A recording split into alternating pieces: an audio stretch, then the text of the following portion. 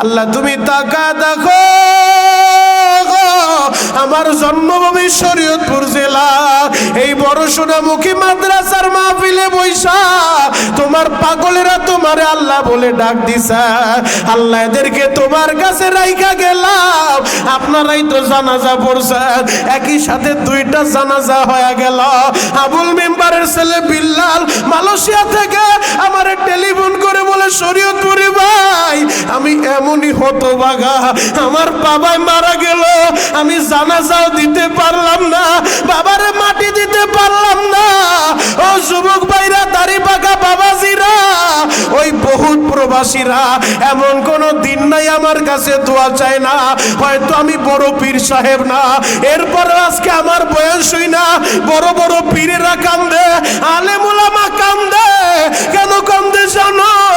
এইটা আমার মা বাবার দোয়া, মুরব্বীদের দোয়া, আমার ওস্তাদদের দোয়া। ও যুবক, আমি তোমার পায়ে হাত রাইখা বলে যাই, কত প্রবাসীরা প্রবাসে যাওয়ার কারণে বাবারে শেষ মাটিটা দিতে পারে না, মায়ের শেষ মাটিটা দিতে পারে না। আর তুমি তোমার মা বাবা পাইয়া ওই মা বাবার খেদমত করো না, বাবার উপর দিয়া কথা বলো, মায়ের ধমক দিয়া কথা বলো। আমি পা ধরে বলে যাই, আজকে এই বাড়িতে যে আমার হাত ধইরা এই রাত্রি বেলায় তুমি মার ছায়া লইও, কারণ এমনও হইতে পারে আজকের এই বয়ান তোমার জীবনের শেষ বয়ান, আজকের এই বয়ান তোমার জীবনের শেষ বয়ান রে ভাই। ওই যে সাব্বির হাওলাদার আমার মামাতো ভাই হঠাৎ করে সেদিন রাত্রিবেলা আমার মেসেজ করে বলে, আমার বাবার মৃত্যুবার্ষিকী একটু দোয়া কইরেন। ওরে তো ছোট্ট রাইখা আমার মামা দুনিয়া থেকে চলে গেছে। ও যুবক বন্ধুরা, এই মজলিসে তোমরাও যারা ওই বাবা হারা ফেলছো, সারা দুনিয়া পাগলের মতো ঘুরবা, এরপরও তোমার বাবার মতো একটা দরদি এই পৃথিবীর কোথাও তুমি পাইবা না, পাইবা না। তোমার মায়ের মতো একটা দুঃখিনী এই পৃথিবীতে কোথাও পাইবা না। যুবক রে, আজকে বাড়িতে যাইয়া মা দক্ষিণীর হাতটা ধইরা হাতের ভিতরে একটা চুমু খাইবা আর বলবা, মা গো, মনিরুল ইসলাম ভাই বলে গেল তুমি যদি আমারে মাফ না করো, আমার আল্লাহও বলে মাফ করব না। তুমি এই কথাটা মায়েরে বলতে দেরি, দেখবা তোমার মা বলবো, বাবারে তুই তো ছোট্ট মানুষ, তুই তো বুঝোস না, তুই আবার আমারে কি কষ্ট দিছ। ও বাবা, আমি তোরে মাফ করে দিছি।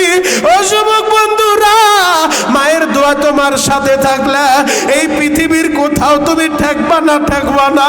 এই মাদ্রাসা আইসা দেখো, অনেক এমন এতিম ছেলে আছে মাদ্রাসা ছুটি দিল বাড়িতে যাইতে চায় না, কারণ আমি তো 4টা মাদ্রাসা চালাই, আমি নিজেও জানি মাদ্রাসা ছুটি দিলে বহুত এতিম আছে ওরা বাড়িতে যাইতে চায় না। কেন জানো নি? বলে আমার মা নাই হুজুর, কার কাছে যাব, মা ছাড়া বাড়িতে ভালো লাগে না। তাহলে আমি আপনাদের কাছে অনুরোধ করব, যাদের মা নাই বাবা নাই, আল্লাহর একটু হাতটা দেখাইবেন, চোখের পানি জড়ায়া রব্বির হামহুমা এই দোয়াটা পরে চোখের পানি জড়াইবেন। সন্তান, তোমার চোখের পানির খাতিরে আল্লাহ এখনই মা বাবারে মাফ করে দিতে পারে।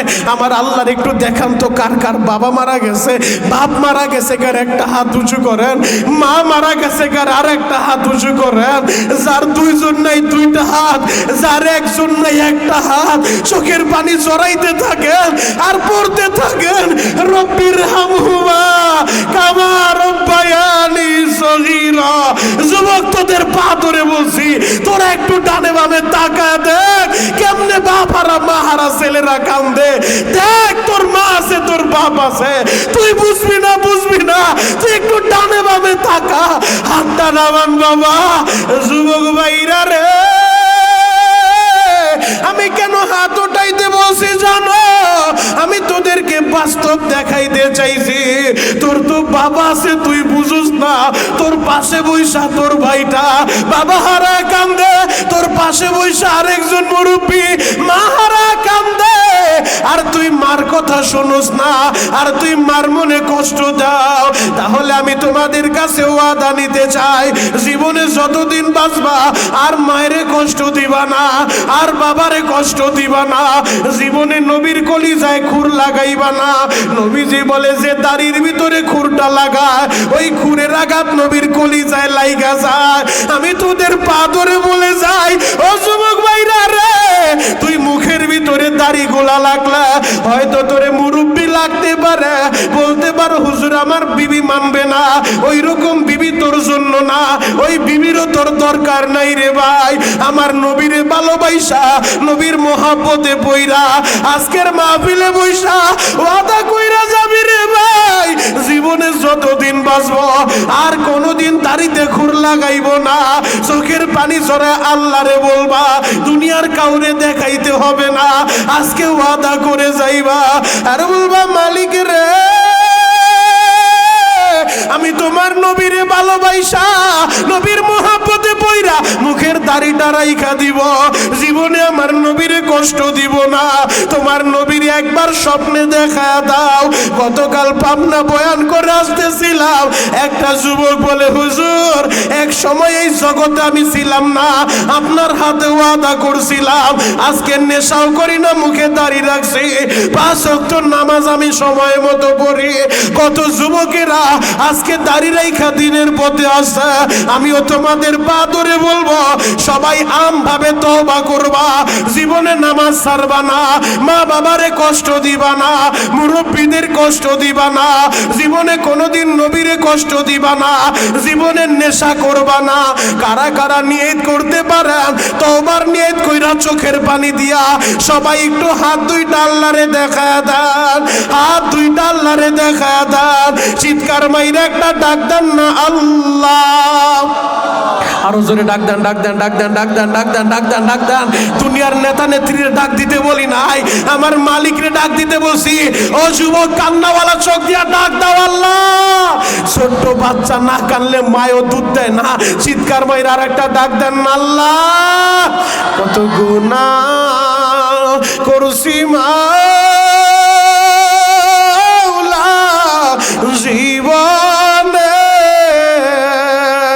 মাফ করে দেন রহমান নামের খাতিরে, তুমি যদি মাফ নাই করবা বান্দারা, বলো তোমার বান্দা যাবে কার কাছে। আল্লাহ তুমি তাকা দেখো, আমার জন্মভূমি শরীয়তপুর জেলা, এই বড় সোনামুখী মাদ্রাসার মাহফিলে বইসা তোমার পাগলেরা তোমারে আল্লাহ বলে ডাক দিছে। আল্লাহ এদেরকে তোমার কাছে রাইখা গেলাম, আমার এলাকাবাসীর তুমি মাফ করে দাও, আমার মুরব্বীদেরকে তুমি মাফ করে দাও। বাসা বাড়িতে বইসা আমার কত মা বোনেরা বয়ান শুনে রে আল্লাহ, ও দয়ার আল্লাহ, আমার মা বোনদেরকে কবুল কইরা আল্লাহ আমাদের সবাইকে হজ করার তৌফিক দাও। চিৎকার মেরে বলেন বাবা আমিন। এজন্য আরেকবার কণ্ঠের সর্বোচ্চ আওয়াজ দিয়ে মহান মুনিবের দরবারে শুকরিয়া আদায় করেন আলহামদুলিল্লাহ। শুকরিয়া আদায় করলে খুশি হয় কে? বেজার হয় কে? আমরা কাকে খুশি করব? আল্লাহকে। আমার মাইকের আওয়াজ যতদূর পর্যন্ত যায়, আমি আমার নিজের জন্মভূমি এই সোনামুখীর বাবাজিদের প্রতি, আমার কলিজার টুকরা যুবকদের প্রতি উদারত আহ্বান রাখবো, 10 মিনিট সময় আমি দিব, কারণ অনেক কষ্ট করে আসছি। গতকালকে সেই পাবনা থেকে রাত 1:30 বাজে মোনাজাত করে রওনা দিছি, ঢাকায় বাসা আসতে আসতে ফজরের পর হয়েছে। তো আজকে সারাদিন বিশ্রাম নিতে পারি নাই, এরপরও দিনের বেলা 2টা দোয়া মাহফিল শেষ করছি। আপনাদের এখানে আসছি আমার জন্মভূমি, যেহেতু এর আগের মাহফিল আসতে পারি নাই, অনেক প্রোগ্রাম অনেক আগে থেকে নেওয়া সম্ভব হয় না, বড় হুজুর যেহেতু বলছে তো হুজুরের সম্মানের খাতিরে, যদিও আজকের প্রোগ্রাম ছিল মোমেন শাহী, যেভাবেই হোক আল্লাহ আনছে হুজুরের সম্মানে। হুজুর যেহেতু বলছে আগামীকালকে জুমা সহ বয়ান 3টা, তো আমি মোটামুটি ভাবে দেখলে যদিও মোটা সোটা, ভিতরে কিন্তু অসুস্থতা, তো আলহামদুলিল্লাহ আমি দোয়া করব 10 মিনিট সময় আমি দেব। এই 10 মিনিটের ভিতরে দোকানপাট খালি করে, রাস্তাঘাটের আড্ডাবাজি বন্ধ করে, আমার যেই সমস্ত কলিজার টুকরা যুবকেরা, আমার যেই সমস্ত মুরব্বী আব্বাজানেরা 10 মিনিটের ভিতরে এই জান্নাতের সামিয়ানার নিচে আসবে এবং বসবে। মালিক আমি আলেম হিসেবে ওলামায়ে কেরামকে সাথে নিয়ে, মুসাফিরদেরকে সাথে নিয়ে দোয়া করে গেলাম, তাদেরকে একবার হলো হজ করার তৌফিক দিবেন। চিৎকার মেরে বলেন আমিন। আল্লাহ যারা যারা আমিন বলছে এদেরকে বারবার হজ করার তৌফিক দান করেন। আল্লাহ যারা 10 মিনিটের ভিতরে আসবে এখন এই মুহূর্তে, ওই ডালির বাড়ির কোনায় যে মেলা মিলছে, রে বাবা রে বাবা, ওই মেলার ভিতরে যেই পরিমাণ যুবক জালমুড়ির অর্ডার করছো, ফুচকার দোকানে দাঁড়ায় রইছো, আগামীকালকেও জালমুড়ি খাইতে পারবা। বহুত মেলা আশেপাশে হবে, কিন্তু এই সোনামুখী মাদ্রাসা আগামীকালকে এই মাঠের ভিতরে জান্নাতের এই সামিয়ানাটা আর থাকবে না। কোরআন হাদিসের ভাষা অনুযায়ী এটা একটা জান্নাতের বাগান। আমি দিল থেকে দোয়া করে যাই, আমার যেই সমস্ত কলিজার টুকরা যুবক বন্ধুরা, আমি মনিরুল ইসলাম শরীয়তপুরীর নাম শোনার পরে, আমার এই মাইকের আওয়াজটা শোনার পরে 10 মিনিটের ভিতরে এই জান্নাতের সামিয়ানার নিচে আসবে এবং বসবে। মালিক দিল থেকে তাদের জন্য দোয়া করে গেলাম। মরার আগে একবার হলো দয়ার নবী মায়ার নবীর নূরানি চেহারাটা আপনি স্বপ্নে যুগে দেখায়া দিবেন। চিৎকার মেরে বলেন আমিন। আল্লাহ দেখেন তো কোন কোন আশিকে রাসূল আমিন বলছে, যারা যারা আমিন বলছে বারবার স্বপ্নে যুগে আপনার হাবিবের দিদার নসিব করেন। চিৎকার মেরে বলেন আমিন। দোয়াগুলো ভালো না খারাপ? জোরে বলে, একসাথে বলে। এরপরও যদি কেউ না আসে, আমার কিছু করার আছে। হেদায়েতের মালিককে জবান খুলে বলেন, বাপকে হেদায়েতের মালিক আমার আল্লাহ। তবে হেদায়েত আল্লাহর কাছে চাইতে হয়। হেদায়েতের দায়িত্ব দুনিয়ার কোনো নবীর হাতে আল্লাহ দেয় নাই, দুনিয়ার কোনো অলির হাতে দেয় নাই, দুনিয়ার কোনো পীরের হাতে দেয় নাই। যদি হেদায়েতের দায়িত্ব অন্তত নবীর হাতেও দিত, আল্লাহর নবী আর কাউকে হেদায়েতের মালা না পরাইলো, তার চাচা আবু তালেবকে অন্তত হেদায়েতের মালাটা পরায় দিত। কেন জানেন? এই মানুষটা আমার নবীরে সবচেয়ে বেশি ভালোবাসছে, সবচেয়ে বেশি সমর্থন করছে, অর্থ দিয়া, বুদ্ধি দিয়া, শক্তি দিয়া, যেভাবে হোক আমার নবীর এসে সাপোর্ট করছে। কারণ মক্কার ভূখণ্ডে আবু জাহেল, উতবা, সাইবা, ওয়ালিদ ইবনে মুগিরা, যারা আমার নবীর হাত ভাঙতে চায়, আমার নবীর পা ভাঙতে চায়, আমার নবী যেন ঘর থেকে বের না হইতে পারে, নবীর দুনিয়া থেকে বিদায় করতে চায়, ওই সিচুয়েশনে, ওই প্রেক্ষাপটেও আমার নবীর পাশে দাঁড়ায় আবু তালেব ঘোষণা দিছে, ভাতিজা তুমি তোমার ধর্মের দাওয়াত দিতে থাকো, আমি আবু তালেব জীবিত থাকা অবস্থায় একটা ফুলের টোকা তোমার শরীরে পড়তে দিব না। আল্লাহু আকবার। এই মানুষটা আমার নবীরে সবচেয়ে বেশি ভালোবাসছে। আপনারা সবাই জানেন, আমি ইতিপূর্বেও বয়ান করছি, কারণ আজ থেকে তো আর এই মাঠে বয়ান করি না, মোটামুটি 12 বছরের কম না, 12 বছর যাবত আপনাদেরকে বয়ান শোনাইতেছি। আলহামদুলিল্লাহ।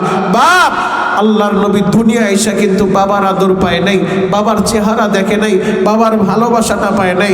6 বছর বয়সের সময় বাবার কবর জিয়ারত করতে যায়া ফিরার পথে মা আমেনাকেও হারাইছে। 6 বছরের নবী এতিম হয়ে গেছে, মাও নাই, বাবাও নাই। এখন কে তারে দেখাশোনা করবে? কে তার অভিভাবকের দায়িত্ব পালন করবে? নবীর দাদা খাজা আব্দুল মুত্তালিব আমার নবীর দায়িত্ব নিলেন 6 বছর বয়সের সময়। নবীর বয়স যখন 8 বছর 10 দিন, 8 বছর 10 দিনের সময় আবার নবীর দাদা খাজা আব্দুল মুত্তালিবও মারা যায়। দাদার লাশের খাটিয়ার সামনে বৈশা আমার নবী শুধু চোখের পানি জড়ায়। ওই অবস্থায় তার চাচা আবু তালেব আমার নবীর বুকের সাথে জড়ায় ধইরা আবু তালেব কান্দে আর বলে, মুহাম্মদ রে, ও ভাতিজা, তোমার বুকের ভিতরে যে কত জ্বালা আর কেউ না বুঝলো আমি বুঝতে পারছি। ভাতিজা, জন্মের আগে বাবা হারাইছো, জীবনে বাবার আদরটা পাও নাই, বাবার ভালোবাসাটা পাও নাই। 6 বছর বয়সে মা হারাইছো, মায়ের হারানোর পরে তোমার দাদাই তোমার অভিভাবক হইছে, দাদাই তোমারে ঘুম পাড়ায় দেয়, দাদাই তোমারে গোসল করায় দেয়, দাদাই তোমারে খাবার খাওয়ায় দেয়। মুহাম্মদ রে, আজকে 8 বছর বয়সে দাদারে হারায় ফেলছো, এখন কে তোমার অভিভাবক হবে? তোমার মনে যে কত ব্যথা আমি বুঝতে পারছি। ভাতিজা, ভাতিজা মুহাম্মদ, তুমি শোনো, আমি তোমার চাচা আবু তালেব, আজ থেকে আমি তোমার অভিভাবক হয়ে যাব। আল্লাহু আকবার। আবু তালেব বলে মুহাম্মদ রে, আমি নিজে না খাইয়া আমি তোমারে খাওয়াইব রে ভাতিজা। আমি আমার সন্তানের চাইতেও তোমারে বেশি ভালোবাসবো। 8 বছর বয়সের সময় নবীর চাচা আবু তালেব নবীর জিম্মাদারি নিল, নবীর অভিভাবকের দায়িত্ব নিল। বাবা, এই চাচা আবু তালেব আমার নবীর এখন দেখাশোনা করে, আমার নবীরে খাবার খাওয়ায় দেয়, নিজের সন্তানের চাইতে নবীরে বেশি ভালোবাসে। আমার নবীরে তিনিই বিয়ে করায় দিলেন, বিবাহের খুতবাটাও চাচায় পড়লেন, বিবাহের মোহরটাও চাচায় পরিশোধ করলেন। এই চাচা আবু তালেব যখন মৃত্যুর বিছানায় পইরা যায়, রহমতের নবী আমার পাগলের মতো হয়ে গেছে। যেই চাচায় সারা জীবন আমারে ভালোবাসলো, নিজে না খায় আমারে চাচায় খাওয়াইলো, আমার ওই চাচার ঋণটা আমি কেমনে পরিশোধ করব? আমার চাচায় যদি বেঈমান হয়ে মারা যায়, আমি তো হাসরের ময়দানে তার জন্য কোনো উপকারে আসব না, আমি তার কোনো উপকার করতে পারবো না। রহমতের নবী আমার চাচার মাথার কাছে বৈশা রহমতের নবী বলে, চাচা গো, আপনি শুধু একবার পড়েন লা ইলাহা ইল্লাল্লাহ, এই কালিমা একবার পড়েন, বাকিটা আমি দেখা নিব গো চাচা, আমি সুপারিশ কইরা আপনারে জান্নাতে নিয়ে যাইব। চাচায় কান্দে আর বলে, মুহাম্মদ রে, আমি জানি তুমি সত্য নবীরে ভাতিজা, আমি জানি তোমার ধর্ম সত্য, তুমি যেই কালিমার দাওয়াত দাও কালিমা সত্য, তুমি যেই কোরআনের কথা বলো কোরআনও সত্য। ও ভাতিজা, আমি জানি, কিন্তু আমি যদি এখন কালিমা পয়রা মারা যাই, মক্কার মানুষগুলা বলবে আবু তালেব বাপদাদার ধর্মে সুনকালি লাগাইয়া ভাতিজার ধর্ম গ্রহণ করছে মরার আগে, আমি এই কারণে কালিমা পড়ব না। নবী আমার কান্দে আর বলে, চাচা গো, যদি আপনি কালিমা না পড়েন, আমি তো আপনার কোনো উপকারে আসবো না রে চাচা, আমি আপনার কোনো উপকার করতে পারবো না রে চাচা। নবী বসে বসে কান্দে আর বলে, চাচা অন্তত এতটুকু বলেন লা ইলাহা ইল্লাল্লাহ, আল্লাহ ছাড়া কোনো মাবুদ নাই, আল্লাহ ছাড়া কোনো ইলাহ নাই, অন্তত এতটুকু বলেন, বাকিটা আমি দেখে নিব। চাচাই বলে, ভাতিজা সম্ভব না, আমি কালিমা পড়বো না। আমার আল্লাহ ওই মুহূর্তে জানায় দেয়, হাবিব আমার, হেদায়েতের মালিক আপনি না, আপনি না, হেদায়েতের মালিককে। জবানটা খুইলা বলেন না বাবাকে, হেদায়েতের মালিক আমার আল্লাহ। এই জন্য হেদায়েত চাইতে হবে আল্লাহর কাছে। আলেমের ঘরে হইলেও হেদায়েত পায় না, নবীর ঘরে হইলেও হেদায়েত পায় না, নবীর বিবি হইয়াও হেদায়েত পায় না, নবীর ছেলে হইয়াও হেদায়েত পায় নাই। ইতিহাস থেকে শিক্ষা নাও, আবার যদি আমার আল্লাহ কাউরে হেদায়েত দিয়া দেয়, ওই টাটকা বদমাইশ জাহান্নামের আসামি ফিরআউনের ঘরে থাইকা তার বিবি আসিয়ারে আল্লাহ জান্নাতের মেহমান বানায় লয়, আল্লাহ আসিয়ারে কবুল কইরা লয়, আর ফিরআউন আল্লাহ তারে হেদায়েত দেয় নাই। তার মানে বোঝা যায় হেদায়েতের দায়িত্ব দুনিয়ার কোন নবীর হাতে না, দুনিয়ার কোন পীরের হাতে না, দুনিয়ার কোন আলেমের হাতে না, হেদায়েতের মালিক একজন, তিনি কে? জবান সাইরা দিয়া বলেন, তিনি কে? চিৎকার মাইরা ডাক দেন, আল্লাহ। হেদায়েতের মালিক আল্লাহ, হেদায়েত চাইতে হবে আল্লাহর কাছে। আল্লাহর কাছে দামি হওয়ার জন্য বংশ লাগে না, চেহারা লাগে না, আল্লাহর কাছে দামি হওয়ার জন্য ক্ষমতা লাগে না, জনবল লাগে না, আমার আল্লাহ দেখে শুধু অন্তর। ইন্না আকরামাকুম ইনদাল্লাহি আতকাকুম। যদি আল্লাহ চেহারা দেখতো, বংশ দেখতো, অর্থ সম্পদ দেখতো, কোনোদিন হাবশির বেলাল, কালো বেলাল আল্লাহর কাছে দামি হইতে পারতো না। কথা বলেন ঠিক কিনা? যুবক ভাইরা রে, হযরত বিলাল আল্লাহর কাছে কত দামি জানুনি? এই রজবের চাঁদে আল্লাহর নবী গেছে আরশ আজিমে, 7 আসমান পাড়ি দেওয়াইয়া, সিদরাতুল মুনতাহা পাড়ি দেওয়াইয়া আমাদের নবীকে আল্লাহ আরশ আজিমে নিয়ে গেছে। ওই জায়গা থেকে আইসা মেরাজের রজনীতে, মেরাজ থেকে আইসা নবী বলে, বিলাল রে, আমি আরশে আজিমে গেলাম। তুমি বেলাল মদিনার গলি অলি গলিতে হাঁটো, তোমার কদমের আওয়াজ আমি আরশে আজিমে বয়া শুনতে পাই। সুবহানাল্লাহ বলবেন না?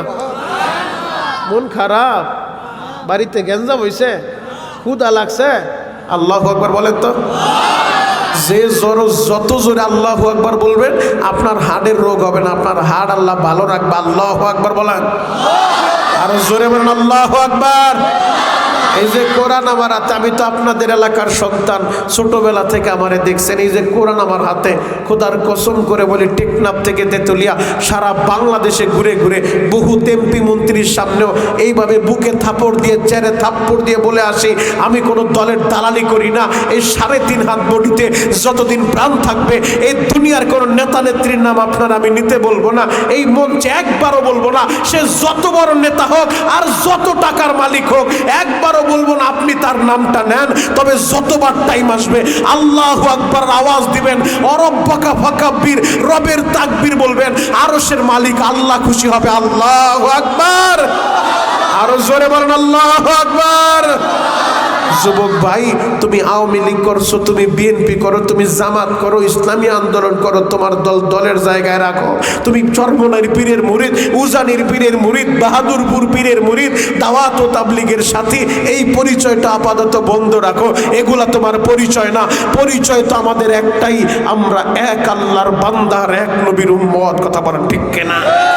এটাই হলো আমাদের বড় পরিচয়, যে আমাদের আল্লাহ এক, আমাদের নবী এক, আমাদের কাবা এক, আমাদের কোরআন এক, আমাদের মদিনা এক, আমাদের ধর্ম এক। দল মত নির্বিশেষে মুসলমান এক কাতারে দাঁড়াইতে হবে। কথা বলেন ঠিক কিনা? আল্লাহর জমিন, আল্লাহর দিন বিজয়ের জন্য দলাদলি সব ভুলে যাও। কে টুপি উঁচা পড়ছে আর লম্বা পড়ছে, কে পাঁচকুলি পড়ছে আর গোল টুপি পড়ছে, কে নামাজে দাঁড়ায় আমি নাচতে বলছে আর জোরে বলছে, এগুলা নিয়ে মারামারি করার টাইম এখন নাই।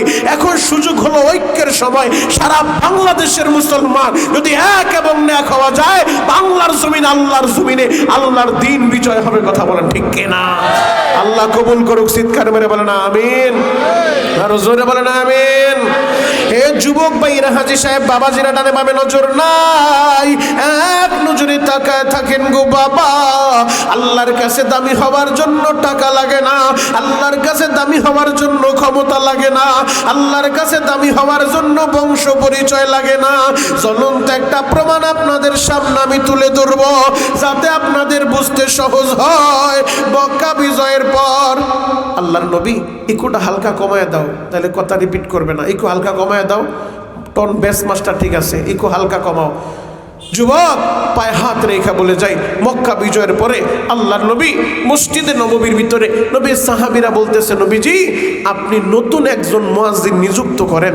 কারণ হযরতে বেলাল তার আজান বহুত দিন শুনি, নতুন একজন মুয়াজ্জিন নিযুক্ত করেন, যার চেহারা হবে ভালো, যার কণ্ঠস্বর ভালো হবে। বেলালের ঠোঁটগুলো মোটা মোটা, বেলালের চেহারাটা একেবারে কালো। বেলাল যখন আজান দেয় আশহাদু শব্দটা ভালোভাবে উচ্চারণ করতে পারে না। তো সবাই বলতেছে, নবীজি নতুন মুয়াজ্জিন নিয়োগ করেন, যার চেহারা ভালো, কণ্ঠ ভালো। আল্লাহর নবী সবাই যেহেতু পরামর্শ দিছে, নবীও বলে ঠিক আছে। যদিও নবীর মন চাইতেছিল না যে আমার বেলালরে আমি মুয়াজ্জিনি থেকে অব্যাহতি দিয়া দেই, কিন্তু সবাই বলতেছে, পরামর্শ দিতেছে। আল্লাহর নবীও তাদের কথা শুনলেন।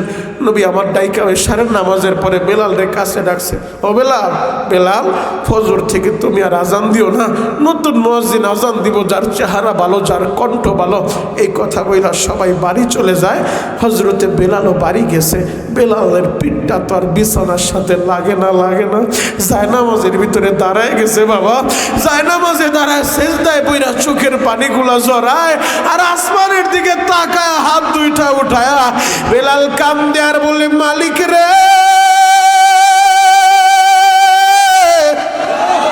আমারে কালো বানাইলা তুমি, আল্লাহ আমারে গোলাম বানাইলে তুমি। আল্লাহ আমি আমার নিজের আমি বানাই নাই, আমার চেহারাটা কালো দিলা তো তুমি রে আল্লাহ। আজকে আমার চেহারা ভালো না, আমার কণ্ঠের সুর ভালো না, আমি নবীর মুয়াজ্জিনি থেকে নবী আমারে অব্যাহতি দিল, ফজর থেকে আমি আর আজান দিতে পারবো না। আমার মনটাই তো মানে না, এতদিন আমি আমার নবীর মুয়াজ্জিনি করছি, আমি যখন আজান দিতাম আমার নবী দাঁড়ায়া ইমামের মুসাল্লায় দাঁড়ায় যাইত, আমি একামত দিলে নবী আমার ইমামতি করত। ও দয়ার আল্লাহ, আমি সইতে পারি না, আমি এখন কি করব রে আল্লাহ? আমারে কালো বানাইলা তুমি, আমার কণ্ঠের সুর দিলা তুমি, আমারে গোলাম বানাইলা তুমি, আমার বাবারে গোলাম বানাইলা তুমি, আমার দাদারে গোলাম বানাইলা তুমি। ও দয়ার আল্লাহ, এখন থেকে আমি এই কারণে নবীর মুয়াজ্জিনি করতে পারবো না। আল্লাহ গো, আমি তো সইতে পারি না। বেলাল সারা রাত দাঁড়া দাঁড়া কান্দে রে বাবা। এই দিক দিয়া ফজরের সময় নতুন মুয়াজ্জিন, যার চেহারা ভালো, যার কণ্ঠে সুর ভালো, নতুন মুয়াজ্জিন তো আজান দিয়া দিছে, সব মুসল্লিরা মসজিদে হাজির হয়ে যায়, ফজরের নামাজের ইমামতি করবে রহমাতুল লিল আলামিন। নবী আমার সুন্নতটা আদায় কইরা মিম্বারের উপরে বইসা রইছে। নবী অপেক্ষা করতেছিল সুবহে সাদিক হোক, অন্ধকারটা দূর হোক, এরপরে নবী আমার ইমামতি করবে। ঘন্টার পর ঘন্টা যায়, অন্ধকার তো কাটে না রে বাবা, অন্ধকার তো দূর হয় না। রহমতের নবী আমার, নবীর চেহারা লাল হয়ে যায় রে বাবা। হঠাৎ কইরা জিবরাইল আমিন আইসা, জিবরাইল বলে নবী গো, আপনারে ভীষণ চিন্তিত মনে হয় গো নবী। আমার নবী বলে জিবরাইল রে, আল্লাহ কি নারাজ হয়ে গেল কিনা, কিয়ামত হয়ে যাবে কিনা? ও জিবরাইল, এখনো পর্যন্ত অন্ধকার কেন দূর হয় না? জিবরাইল বলেন নবীজি, আপনার মসজিদে ফজরের আজান হইছে নি? ও জিবরাইল, তুমি বলো কি? নতুন মুয়াজ্জিন আজান দিল, যার চেহারা ভালো, কণ্ঠ ভালো, সবাই ফজরের নামাজ পড়তে আসলো, আজান তো হইছে। জিবরাইল বলেন নবী গো, এতদিন আপনার বেলাল যখন আজান দিত, আমরা আসমানে থাইকাও বেলালের আজান শুনতাম গো নবী। বেলালের আজান আসমানে চইলা যায়, আজকে তো আমরা আজান শুনলাম না গো নবী। নবী গো, আপনার বেলাল রে দিয়া তাড়াতাড়ি আজান দেওয়ার। আমার নবীর সাথে সাথে হাত দুইটা বাড়ায় দিছে। আমার বেলাল কই রে? আইরে বেলাল, আমি নবীর বুকে আয়। ও বেলাল, তোর ডাকটা আল্লাহ কবুল করে নিছে রে বেলাল। বেলাল রে, দেরি করিস না, দেরি করিস না। ও বেলাল, মিনারে দাঁড়া যাও, তুমি আজানটা শুরু করে দাও। ওই যে বেলাল আজান দেয়, অন্ধকার দূর হয়ে শুভে সাদিক হয়। ও আমার যুবক ভাইরা, দাড়ি পাকা বাবাজিরা, হেদায়েতের মালিক আমার আল্লাহ। হেদায়েতের দায়িত্ব যদি দুনিয়ার কোন নবীর হাতে দিত, দুনিয়ার কোন অলির হাতে দিত, আমার আল্লাহ দুনিয়ার কোন নবীর হাতে ওই দায়িত্ব দেয় নাই, দুনিয়ার কোন অলির হাতে ওই দায়িত্ব দেয় নাই। হেদায়েতের মালিক আমার আল্লাহ। এই কারণে বেলাল আল্লাহর কাছে দামি হয়ে যায়। ও সোনামুখীর বাবাজিরা, ও কলিজার টুকরা যুবকেরা, আমি তোমাদের পায়ে দুইরা বলে যাই, আজকের এই মাহফিলে বৈশা তুমিও চোখের পানি জরা আমার আল্লাহরে ডাকার মতো ডাক দিবা। আমার আল্লাহ তোমারে কবুল করে নিব। আল্লাহর কাছে দামি হওয়ার জন্য মাওলানা হওয়া লাগে না, হাফেজ হওয়া লাগে না, ইমাম হওয়া লাগে না। তুমি ভার্সিটিতে পড়ো, তুমি কলেজে পড়ো, তুমিও আমার আল্লাহরে বন্ধু বানালো, তুমিও আল্লাহর কাছে দামি হইতে পারবা। ও বাবা, গুনার বোঝা ডাললে আজকের মাহফিলে আইছেন, যদি আল্লাহরে ডাকার মতো ডাকা যায়, আমার আল্লাহ এখনই আমাদেরকে মাফ করে দিতে পারে। কথা বলেন ঠিক কি না? আল্লাহ পারে কি পারে না? জোরে বলেন, বা পারে কি পারে না? তাহলে আল্লাহরে বন্ধু বানাইতে হবে, আর হেদায়েত আল্লাহর কাছে চাইতে হবে। মালিক আমাদের সবাইকে হেদায়েতের মালা পরায় দেন। চিৎকার মেরে বলেন আমিন। আরো জোরে বলতে হবে আমিন। যে আয়াতে কারিমা তেলাওয়াত করছি, লাকাদ কানা লাকুম ফি রাসূলিল্লাহি উসওয়াতুন হাসানা, আল্লাহর নবীর চরিত্রে আমাদের জন্য আল্লাহ উত্তম আদর্শ রেখে দিয়েছেন। যুবক, আজকে তুমি তো মডেল বানাইছো নায়ক আর নায়িকাদেরকে, গায়ক আর গায়িকাদেরকে। আমার আল্লাহ বলে, দুনিয়ার মানুষ রে, তোমরা মডেল বানাইবা মদিনার নবীকে। নবীর চরিত্রের ভিতরে তোমাদের জন্য আল্লাহ উত্তম আদর্শ রেখা দিয়েছে। আমার নবী কেমন নবী? যেই নবীর পবিত্র জবানের ঘোষণা, আল মুসলিমু মান সালিমাল মুসলিমুনা মিন লিসানিহি ওয়া ইয়াদিহি। আরে প্রকৃত মুসলমান তো সে যার জবান এবং হাত থেকে অপর মুসলমান নিরাপদ থাকে। আল্লাহু আকবার। যার জবান দিয়ে আরেক মুসলমানরে কষ্ট দেয় না, যার হাত দিয়ে আরেক মুসলমানরে কষ্ট দেয় না, নবীজি বলে সে তো প্রকৃত মুসলমান। আমার নবীর আদর্শটা কি জানো? জ্বলন্ত একটা প্রমাণ দিই যাতে বুঝতে সহজ হয়। আমাদের নবীর উত্তম চরিত্র, উত্তম আদর্শ। আল্লাহ পাক কেমনে এমনি আমার নবীর চরিত্রের সনদ বয়ান করতে যায়। আল্লাহ বলে নাই ওয়া ইন্নাকা লাআলা খুলুকিন আযীম, যিনি সুমহান চরিত্রের অধিকারী। আল্লাহর নবী ইন্তেকালের এক সপ্তাহ আগে আপনারা সবাই তো জানেন নবী আমার প্রচন্ড অসুস্থ ছিলেন, শরীরে প্রচন্ড জ্বর উঠে গেছে, অবস্থাটা এমন হয়েছে যে আল্লাহর নবী মসজিদে যায়া ইমামতি করতে পারে না, এক সপ্তাহ আগ থেকে মসজিদে যাইতে পারে না, এতটা অসুস্থ নবীজি হয়ে গেছিলেন। ওই অবস্থায়ও তার চাচাতো ভাই হযরতে ফজলকে ডাক দিছে, ফজল, ও ফজল, আমার একটু দইরা রুমের বাহিরে নিয়ে যাও, মদিনার মানুষদেরকে একটু ডাক দাও। 10টা বছর আমি তাদের সাথে কাটাইছি, 10টা বছর এই মদিনাতে আমি আছি, আমার হাত দিয়ে আবার কাউরে আমি কষ্ট দিলাম নি, আমি নবী আমার জবান দিয়া কাউরে কষ্ট দিলাম নি। আল মুসলিমু মান সালিমাল মুসলিমুনা মিন লিসানিহি ওয়া ইয়াদিহি। প্রকৃত মুসলমান তো সে যার জবান দিয়ে অপর মুসলমানরে কষ্ট দেয় না, যার হাত দিয়ে অপর মুসলমানরে কষ্ট দেয় না। ফজল রে,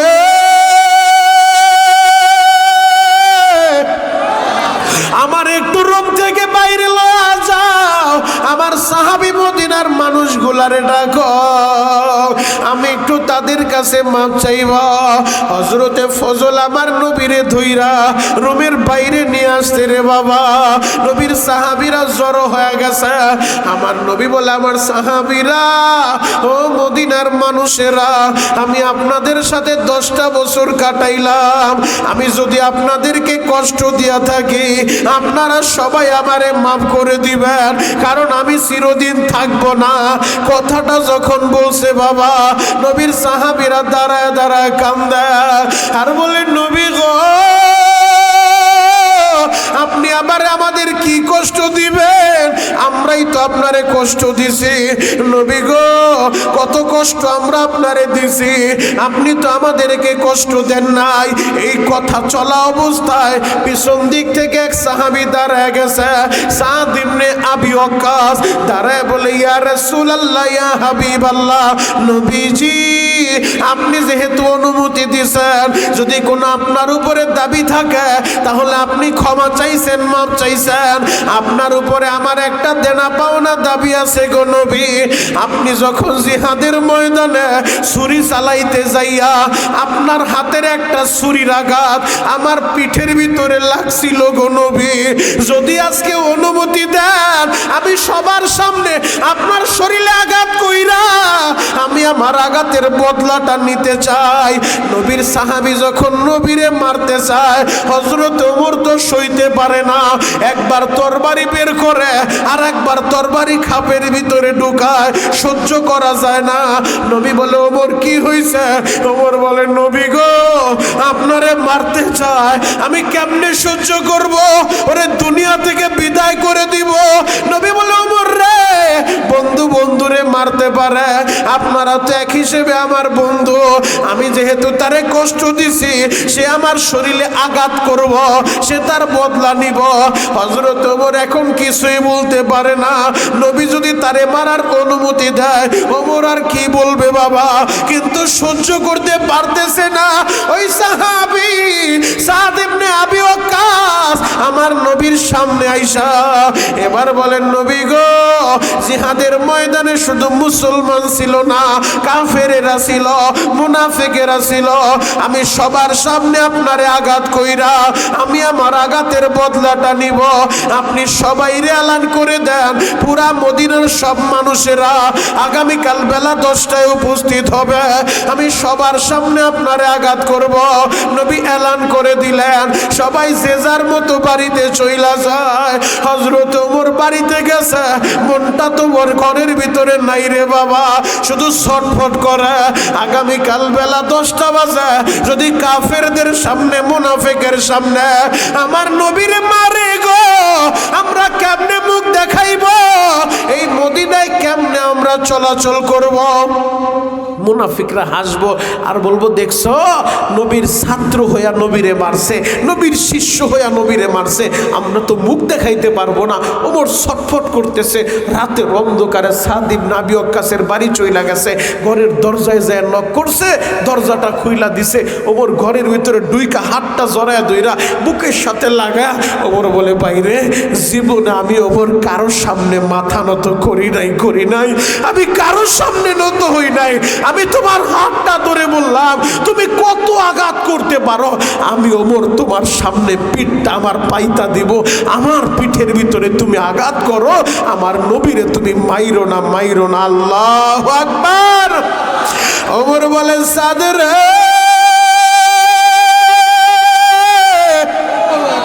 যদি তুমি নবীরে মারো গো, এই মদিনায় আমরা মুখ দেখাইতে পারবো না, এই মদিনায় আমরা চলতে পারবো না। ও সাদ, আমি ওমর আমার পিঠটা পাইতা দিলাম, যত আঘাত করতে মন চায় আমারে করো, আমার নবীরে তুমি মাইরো না। সাদ ইবনে আবি ওয়াক্কাস বলে, ওমর আপনি যে রাতের অন্ধকারে আমার ঘরে আসছেন আমার সাথে লেওয়াজু করার জন্য, আমার নবী কি জানেনি? বলে, না, নবী জানে না। এবার সাদ ইবনে আবি ওয়াক্কাস বলে, তাহলে আমি নবীরে বলে দিব যে রাতের অন্ধকারে আপনি আমার ঘরে আইসা আমার সাথে লেওয়াজু করতে চাইছেন। ওমর এবার জিদ্দে ঘর থেকে বের হয়ে যায়। হযরতে আবু বকরের হাতটা ধইরা ওমর বলে, আবু বকর, আমি ওমর গরম মানুষ, আবার কি থেকে কি বলে ফেলি, তুমি একটু তারে যায়া বুঝাও, সে যেন আমার নবীরে না মারে।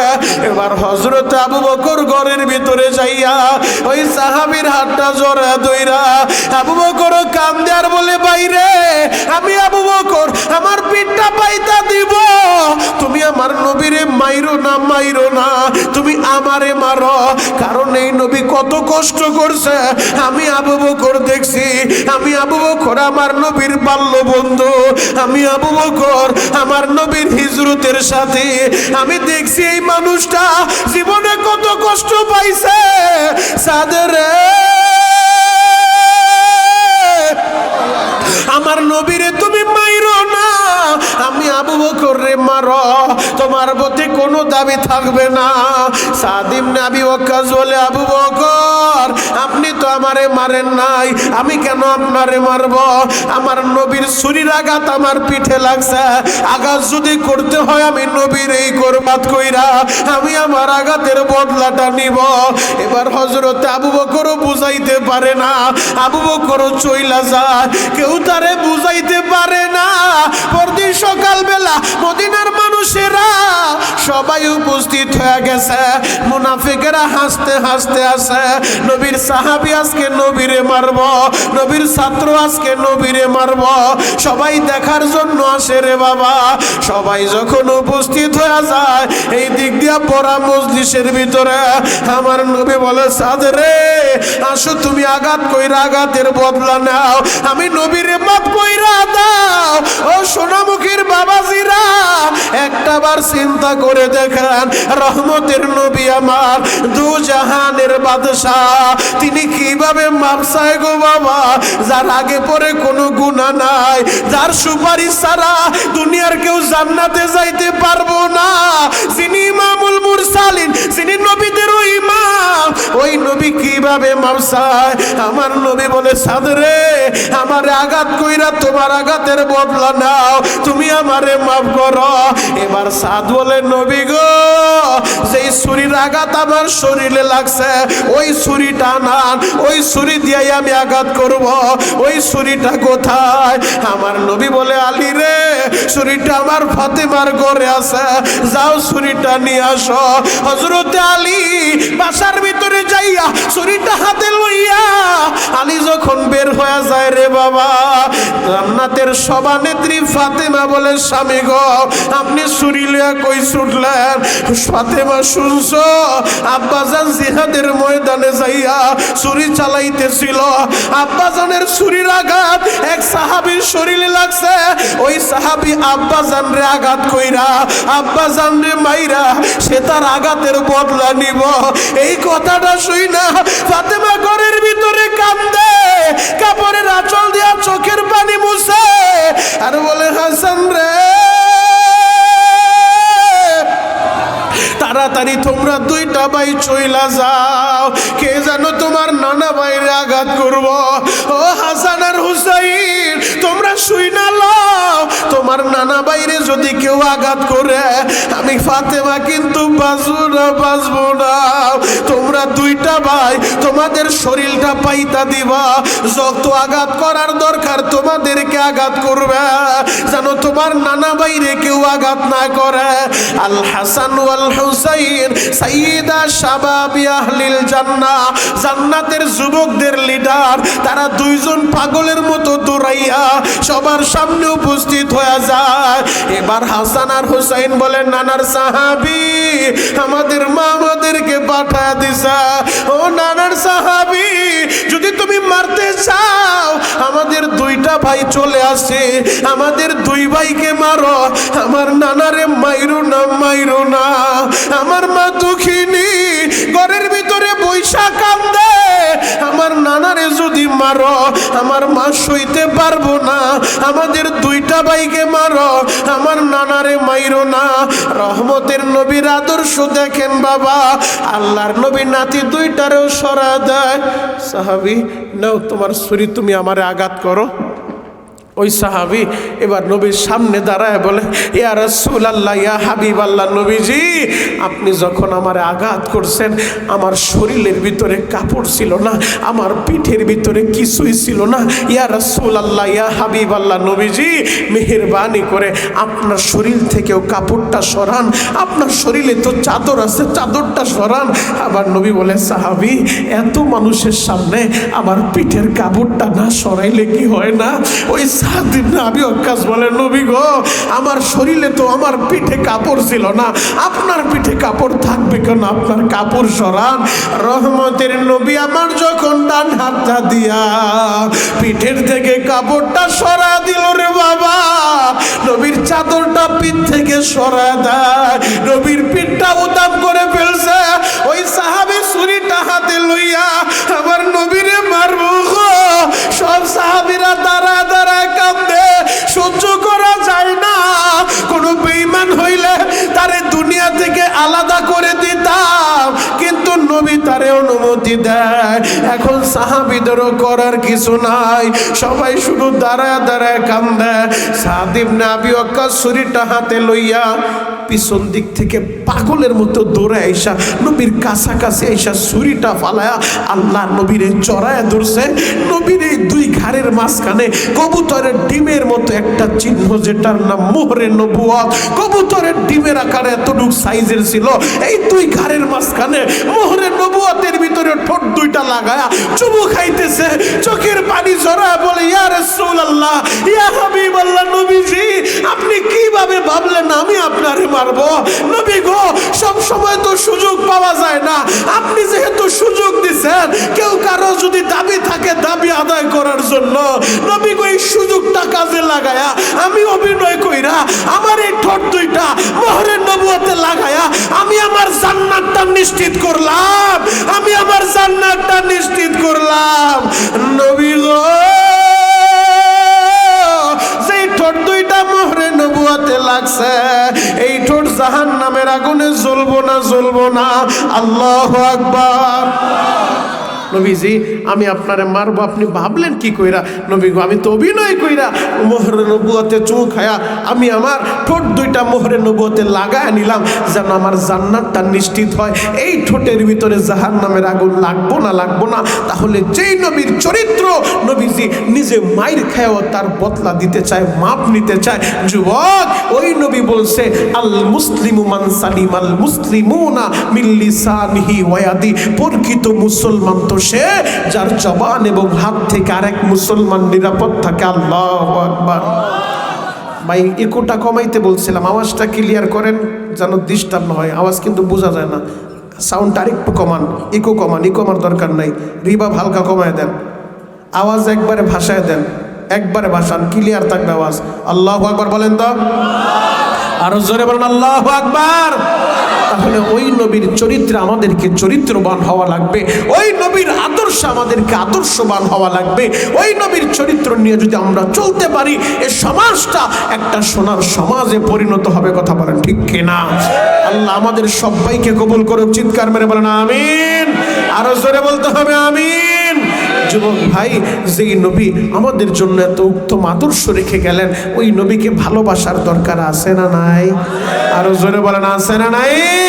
মনটা কি চায় না জীবনে একবার ওই নবীর রওজাটা দেখবেন? মনটা কি চায় না জীবনে একটা বার নবীর রওজার সামনে দাঁড়ায়া আবেগ ভরা কণ্ঠ লয়া, চোখ ভরা পানি লয়া আমার নবীর একটা সালাম দিবেন, আসসালাতু ওয়াসসালামু আলাইকা ইয়া রাসূলুল্লাহ, আসসালাতু ওয়াসসালামু আলাইকা ইয়া হাবিবাল্লাহ। মনটাই কি চায় না রে বাবা? যদি মনটাই চায় তাহলে এখন চোখের পানিগুলা জড়াইতে থাকেন। হয়তো অনেকে বলতে পারেন, প্রশ্ন ভিতরে জাগতে পারে, ও ভাতিজা, ও আমাদের সন্তান, ও মনিরুল ইসলাম শরীয়তপুরি, তুমি যে বলো মদিনায় যাইবো, আমি কেমনে যাব? আল্লাহ তোমারে গরিব বানাইছে, পরের জমিতে কামলা দেই, মাটি কাটি, রিক্সা চালাই, ভ্যান গাড়ি চালাই, মুদি দোকান করি, আমি কেমনে মদিনায় যাব? আমার তো টাকা নাই। এই যে কোরআন আমার হাতে, বাপ বিশ্বাস করেন, আমি তো আপনাদেরই সন্তান।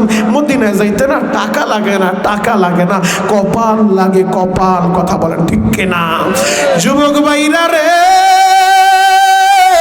কয় ডজন প্রমাণ তুমি দেখতে চাও? আমি তোমারে প্রমাণ দিয়া যাব রে ভাই।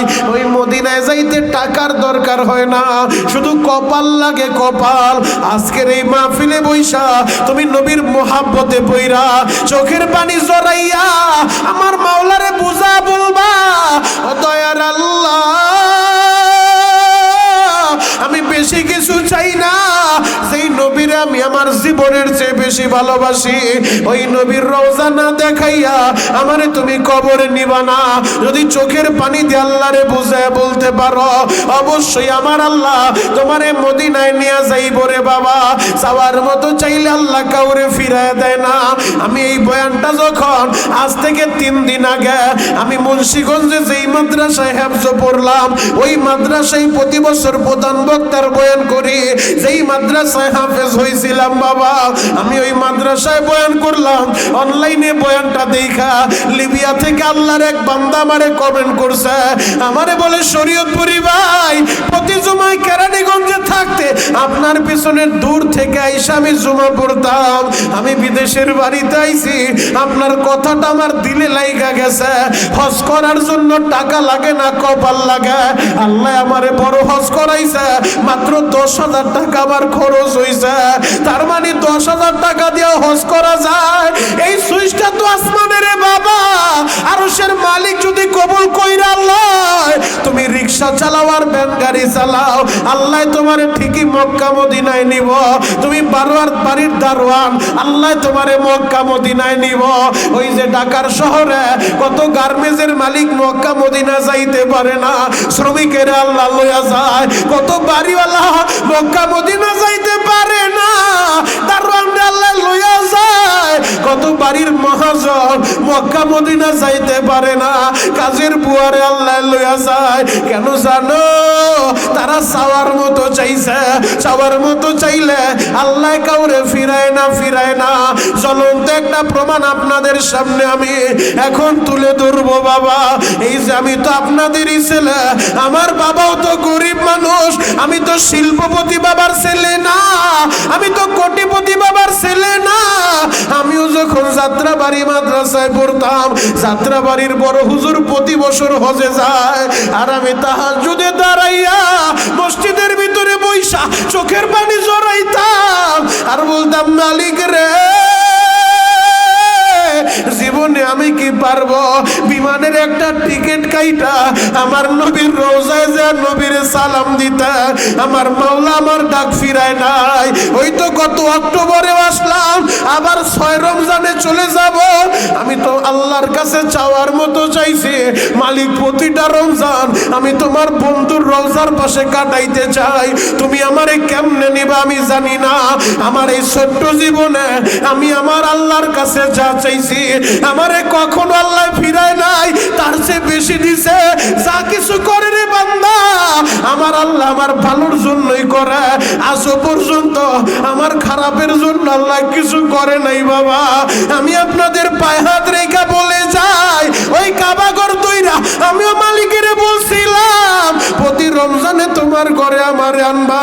গত 2 সপ্তাহ আগে আল্লাহর এক বান্দা কেরানীগঞ্জ জিলমিল হাসপাতালের মালিক আমেরিকা থাকে আমারে বলে, হুজুর আপনার পাসপোর্টটা একটু পাঠান। আমি হোয়াটসঅ্যাপে তার পাসপোর্ট দিয়া দিলাম। আমি জুমার নামাজ পড়াইতে গেছি, মুয়াজ্জিন আমার একটা চিঠির খাম দিল।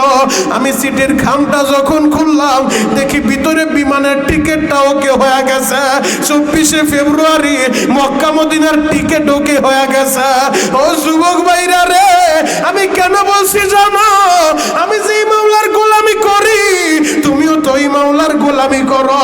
আমি যারে সেজদা দেই তুমি তো তারই সেজদা দাও। আমার রব সে তোমারও রব সে। আমার মাওলাই যদি আমার ডাক শুনতে পারে তোমার ডাক কেন শুনবো না? অবশ্যই তোমারটাও শুনবো। যদি তুমি চাওয়ার মতো চাইতে পারো, যদি তুমি ডাকার মতো ডাকতে পারো। ও সোনামুখীর বাইরে রে, যদি মদিনায় যাইতে চাও নবীর মোহাব্বতে কলিজা জ্বালাইয়া পুরাইয়া এখন শুধু চোখের পানি জড়াইবা আর বলবা, আল্লাহ মরার আগে একবার আমার নবীর রওজাটা দেখাও, একবার আমার নবীর সালাম দেওয়ার সুযোগ করে দাও। জ্বলন্ত একটা প্রমাণ দিয়া যায়, চাওয়ার মতো চাইলে আল্লাহ ফিরায় দেয় না। আলবেনিয়ার একজন আশেক, আলবেনিয়ার একজন নবী পাগল আমার নবীরে ভালোবাসা বাড়িঘর সাইরা মদিনার অলি গলিতে ঘুরে আলবেনিয়ার আশেকে রাসূল নবীর রওজাটা জিয়ারত কইরা বের হইছে। রওজা থেকে যেই বের হইছে খাপ কইরা পুলিশেরা কলারের ভিতরে দইরা হাতে পায়ে রশি লাগায় ফেলছে। সৌদি শেখরা প্রশ্ন করে, পুলিশেরা ওরে এইভাবে দৌড়লা কেন? কি চোর? বলে না, চোর না, কি ডাকাতি করছে? না, তাও করে নাই। ওরে এইভাবে দইরা হাতে পায়ে রশি লাগাইলা কেন? পুলিশেরা বলে, এর আগে ওরে 5 বার ধরছি, একবারও দইরা রাখতে পারি না। ওরে যতবার ধরি ওরে হ্যান্ড কাপ লাগাইলো ও আমাদের চোখে ধুলা দিয়ে হারায় যায়। আল্লাহু আকবার। বলে এইভাবে ধরছো কেন? চোরও না, ডাকাইতো না, এইভাবে দইরা হাতে পায়ে রশি লাগাইছো কেন? বলে ওর ভিসা পাসপোর্ট কিছু নাই, বৈধ কাগজপত্র নাই, অবৈধভাবে এই দেশে ওরে রাখবো না, ওর দেশে পাঠায় দিব। বলে তাহলে রশি লাগাইছো কেন? বলে ওই যে হারায় যায়, এর আগেও 5 বার ধরছি, একবারও দইরা রাখতে পারি না। আর যতবার ওরে ধরছি নবীর রওজার সামনে থেকেই ধরছি। আল্লাহু আকবার। বলে নবীর রওজার কাছে আইলো রে পাই, অন্য কোনো জায়গায় পাই না। এই কারণে এবার যেহেতু পাইছি রশি লাগায় টাইনা এখন বিমানবন্দরে নিয়ে ওর দেশের বিমানে আমরা ওরে উঠাই দিই, যেন দেশের ভিতরে চইলা যায়। আলবেনিয়ার আশেক দেখে এবার আর তার থাকার জায়গা নাই, তারে মদিনা থেকে ঠিকই পাঠায় দিব। আলবেনিয়ার আশেক বলে, পুলিশ ভাইরা আমারে 2 রাকাত সালাত পড়ার সুযোগ দিবা, 2 রাকাত নামাজের টাইম দিবা। বলে তুমি নামাজ আদায় করো। এবার আলবেনিয়ার আশেকে রাসূল আমার নবীর একজন আশেক 2 রাকাত নামাজ আদায় কইরা এই শাহাদাত আঙ্গুলটা ইশারা কইরা আমার নবীর রওজা ওই সোনার মদিনার সবুজ গম্বুজের দিকে তাকাইয়া হাতের আঙ্গুলি দিয়া ইশারা করে, চোখের পানি দিয়া বুক বাসায় আর বলে, নবী গো আপনার সাথে কি আমার এই ওয়াদাই ছিল নি গো নবী? নবীজি আমি আপনারে ভালোবাসা আমি আমার বাড়ি ঘর ছাইরা দিছি, আমি আপনি নবীরে ভালোবাসা আমি আমার ব্যবসা বাণিজ্য ছাইরা দিছি, আমি আপনি নবীরে ভালোবাসা আমি আমার নিজের জন্মভূমি আমার নিজের দেশ ছাইরা মদিনার অলিগলিতে ঘুরি। আমি তো বেশি কিছু চাই নাই গো নবী, আমি শুধু চাইছিলাম যদি আমি মইরা যাই আমার লাশটা যেন আপনার রওজার কাছে ওই জান্নাতুল বাকিতে আমারে মাটিটা দেয়। জান্নাতুল বাকিতে 10,000 সাহাবীর কবর আছে, আম্মা জান আয়েশার কবর আছে, মা ফাতিমার কবর আছে, ইমাম মালিকের কবর আছে। চার মাযহাবের এক মাযহাবের ইমাম ইমাম মালিক রহমাতুল্লাহ আলাইহি সেও চাওয়ার মতো চাইছিল, মালিক রে আমি যদি মইরা যাই আমি ইমাম মালিক রে নবীর রওজার পাশে তুমি মাটিটা দেওয়ার ব্যবস্থা কইরো। এই কারণে ইমাম মালিক ফরজ হজ কইরা আর উমরা করতে মক্কায় যায় না। মক্কা থেকে মদিনা প্রায় 400 কিলোমিটার দূরে বাবা। ইমাম মালিক মক্কায় আর আসে না, উমরা করতে যায় না। কেন যায় না জানো? ইমাম মালিক বলে আমি যদি উমরা করতে মক্কায় যাই আর মক্কায় যদি আমার মরণ হয় তাহলে তো মদিনায় আমারে মাটি দিব না, আমারে মক্কাতেই মাটি দিব, আমারে জান্নাতুল মুআল্লায় মাটি দিব। কিন্তু আমি তো চাই আমি আমার নবীর রওজার কাছে জান্নাতুল বাকিতে ঘুমাইব। হাসরের ময়দানে নবী যখন দাঁড়ায় যাইব আমার নবীর পাশ থেকে আবু বকর দাঁড়াইব, হযরত ওমর দাঁড়াইব, এই কবর থেকে 10,000 সাহাবী দাঁড়াইব।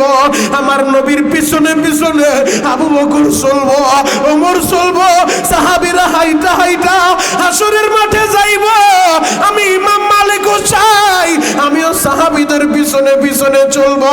আলবেনিয়ার আসে কান্দে আর বলে নবী গো আমি তো বেশি কিছু চাই নাই, আমি আপনি নবীরে ভালোবাসা আমি বাড়িঘর ছাইরা দিছি, আপনি নবীরে ভালোবাসা আমি আমার মা বাবারেও ছাইরা, আমি আমার ব্যবসা বাণিজ্য ছাইরা, আমি আমার নিজের দেশ ছাইরা মদিনার অলিগলিতে ঘুরি। নবী গো এরা আমারে রশি লাগাইয়া এরা আমারে নিয়ে যাইব গো নবী, মদিনার মাটি আমার নসিব হইল না। এই কথা বলতে বলতে একটা চিৎকার মাইরা ওই আশেকের রাসূল মদিনার ফুলের উপরে পুইরা গেছে বাবা। পুলিশেরা মাথার ভিতরে পানি ডালে, ডাক্তারই না চেক আপ করে, সবাই তাকা দেখে। যদিও হাতে পায়ে রশি লাগাইছে আশেকের তো ধইরা রাখতে পারে নাই। আশেক তো মাসুকের ডাকে সারা দিয়া আরো তো চইলা গেছে, আশেক তো চইলা গেছে। আশেকের পুলিশেরা ধইরা রাখতে পারে নাই, আশেক তো পুলিশের চোখ ফাঁকি দিয়া মাওলার ডাকে সারা দিছে রে বাবা। চাওয়ার মতো চাইলে আমার আল্লাহ কাউকেই ফিরে দেয় না। ও আমার কলিজার টুকরা যুবকেরা, ও আমার মুরব্বী বাবারা, আমি আপনাদের পায়ে হাত রেখা বলি যদি আপনারাও চাওয়ার মতো চাইতে পারেন ও দয়ার আল্লাহ মরার আগে একবার আমার মদিনা দেখায়ো, মরার আগে একবার আমার নবীর স্বপ্নে যুগে দেখায়ো। যদি চাওয়ার মতো চাইতে পারো অবশ্যই আল্লাহ মক্কা মদিনায় দেখাইব। আমি তোমাদের জন্য দোয়া করব রে বাবা, কারণ এটা আমার জন্মভূমি, এই জায়গায় আমার জন্ম হইছে, আমার শৈশব কাট এই এলাকায় কাটছে। আমি আপনাদের জন্য দোয়া করব ওই মক্কা মদিনা যাইয়া রমজান মাসে কাবা ঘর দইরা যদি আল্লাহ আমারে বাঁচায় রাখে আমি আমার এলাকার মানুষের জন্য দোয়া করব। ও যুবকেরা আমি তোমাদের ভাই, আমি তোমাদের পায়ে হাত রেখা বলে যাই যদি নবীর আদর্শে আদর্শবান হইতে চাও, নবীর চরিত্রে চরিত্রবান হইতে চাও, নামাজের দরকার আছে না নাই? জোরে বলেন, একসাথে বলেন। একটা অঙ্গীকার আমার সাথে করবা, 5 ওয়াক্ত নামাজ পড়বা, জীবনে যতদিন বাঁচবা আল্লাহ ছাড়া কারো সামনে মাথা নত করবা না, শিরিক করবা না, শিরিক বর্জন করবা, তাওহীদ তুমি গ্রহণ করবা, বিদআত বর্জন করবা, সুন্নাহ আঁকড়ায়া ধরবা, হালাল বর্জন হালালকে অর্জন করবা, হারামকে বর্জন করবা। যদি এইভাবে তুমি চলতে পারো, মদিনার নবীর আদর্শবান হইতে পারো, তোমার দুনিয়াটাও জান্নাতে পরিণত হবে। কথা বলেন ঠিক কিনা যুবক ভাইরা? দিয়া পায়ে হাত রেখা বলে যাই, আজকে আমার কাছে রিকোয়েস্ট করছে ভাই একটু মা বাবার জন্য দোয়া কইরেন, মা বাবার জন্য বয়ান কইরেন। এই যে মেম্বার সাহেব আমার পাশে বসা, বড় হুজুরের সাথে একই সাথে অফিসে ছিলাম, আমার মেম্বার বলে ভাই অন্তত একটু মা বাবার জন্য তুমি বয়ানটা কইরো। আমি আমার যুবকদেরকে বলবো, যুবক রে তোমার মা তো তোমার জান্নাত, আর কত তোমাদেরকে বলবো, কিভাবে বললে তোমরা বুঝবা? তোমাদের পা ধরতে বললে আমি তোমাদের পা ধরতে রাজি আছি। এই হাত দিয়া আমি বহুতবার কাবার গিলাপ ধরছি, হাজুর আসর ধরছি, এই হাত দিয়ে আমি তোদের পা ধরতে রাজি আছি। এই বড় মজলিসে সবার সামনে যদি তুই বলো শরীয়তপুরি ভাই তুমি আমার পা ধরলে আমি আমার মা বাবার খেদমত করব, আমি তোর ভাই ওয়াদা করলাম তোর পা ধরতে রাজি আছি। মার মনে বাবার মনে কষ্ট দিস না, দিস না। যেই দিন হারায় ফেলবি সারা দুনিয়া পাগলের মতো ঘুরবি, তোর বাবার মতো একটা দরদি মিলবে না, মিলবে না। তোর মায়ের মতো একটা দুঃখিনী পৃথিবীর কোথাও তুই পাবি না। যুবক ভাইরা রে,